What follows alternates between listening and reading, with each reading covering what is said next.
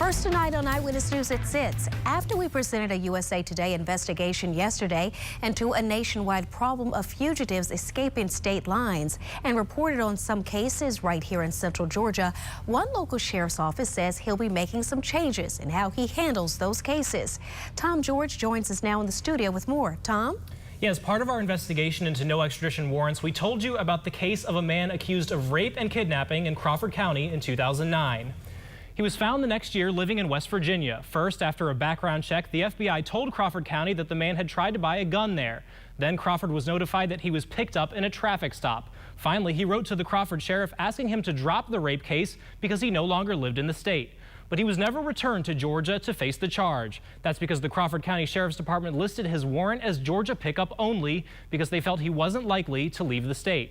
After our open records request brought the case to their attention, I spoke with Sheriff Lewis Walker, who tells me his department is planning on making some changes. We were just thankful that we was able to look at this case, and now it gives us a different perspective of how we're going to go for future with dealing with warrants in Crawford County. It did kind of bring an eye-opening to us that now, you know, we'll take a little bit different measure with this. If we get something serious now, my people know that we will immediately get with the district attorney's office and go over the case and let them advise us what steps we need to go. If it's something that we will need to put that we will extradite, you know, beyond Georgia, we will do that.